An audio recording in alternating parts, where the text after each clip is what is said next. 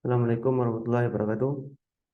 Perkenalkan, nama saya Siswanda. Di sini saya akan memaparkan materi selanjutnya yang berjudul tim kerja.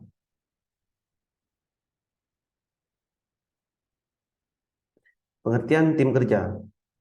Tim kerja adalah sekelompok yang usaha-usaha individualnya menghasilkan kinerja lebih tinggi daripada jumlah masukan individual. Hal ini memiliki pengertian bahwa kinerja yang dicapai oleh sebuah tim lebih baik daripada kinerja per individu di suatu organisasi. Tim kerja adalah orang yang sportif, sensitif, dan senang bergaul, serta mampu mengenali aliran emosi yang terpendam dalam tim dengan sangat jelas. Tim kerja menghasilkan sinergi positif melalui usaha yang terkoordinasi. Usaha-usaha individual mereka menghasilkan satu tingkat kinerja yang lebih tinggi daripada jumlah masukan individual. Perbedaan kelompok kerja dan tim kerja. Kelompok kerja adalah kelompok atau dua individu atau lebih yang berinteraksi dalam berbagai informasi dan saling bergantung yang bergabung bersama-sama untuk mencapai sasaran. Kelompok kerja yang pertama bersifat untuk memenuhi kebutuhan informasi. Yang kedua natural atau terkadang negatif. Yang ketiga individual. Dan yang keempat kinerjanya acak dan bervariasi. Robin menyebut sejumlah klasifikasi kelompok yang menurutnya terdiri atas yang pertama kelompok komando, yang kedua kelompok pekerjaan, yang ketiga kelompok kepentingan, dan yang keempat kelompok pertemanan. Kelompok 1 dan 2 ada dalam ikatan kelompok formal, sementara kelompok 3 dan 4 dalam ikatan kelompok informal. Kelompok formal dibangun selaku akibat dari pola struktur organisasi dan pembagian kerja. Contohnya pengelompokan kegiatan-kegiatan pekerjaan yang relatif serupa ke dalam suatu kelompok. Kelompok ini merupakan hasil dari sifat teknologi yang diterapkan dengan cara bagaimana suatu pekerjaan dilakukan. Kelompok juga terjadi tak kalah sejumlah orang pada tingkat atau status yang sama dalam organisasi memandang diri mereka sebagai satu kelompok. Contoh kepala-kepala departemen atau kepala dinas suatu kabupaten atau guru-guru.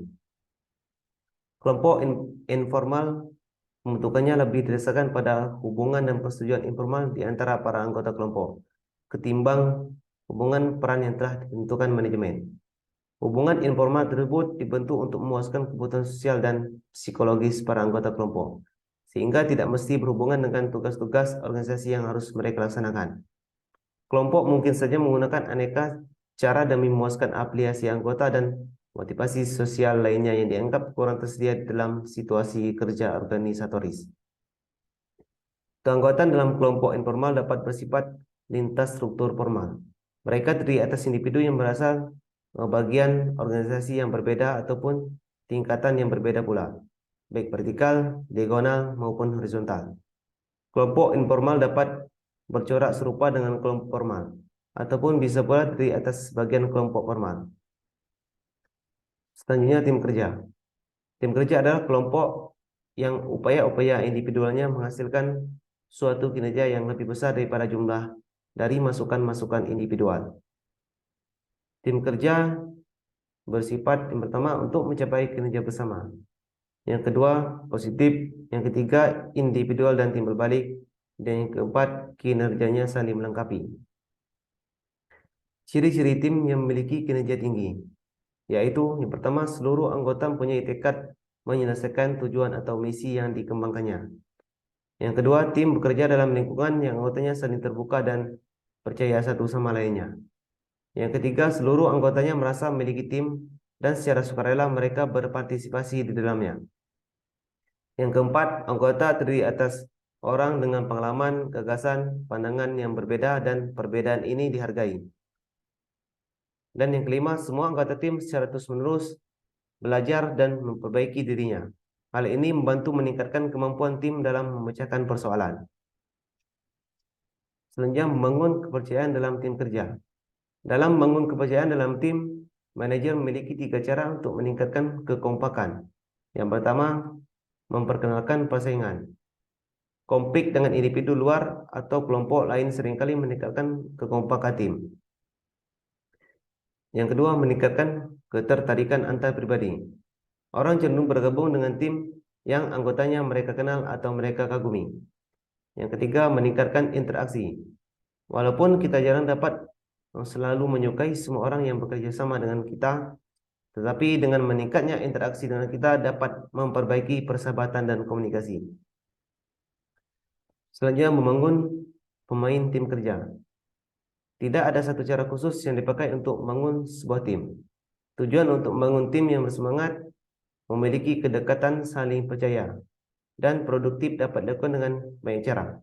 Adapun caranya, hal yang penting diinginkan adalah tim itu sendiri harus mengembangkan kemampuan mengidentifikasikan persoalan kerja mereka dan sekaligus juga memecahkannya.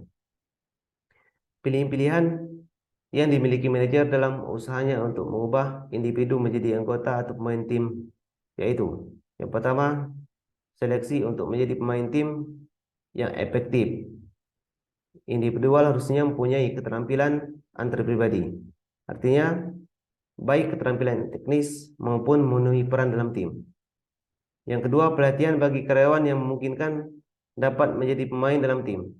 Mereka dilatih terutama menyangkut keterampilan mencari masalah, komunikasi, perundingan, manajemen pemecahan, komunikasi, perundingan, dan manajemen konflik.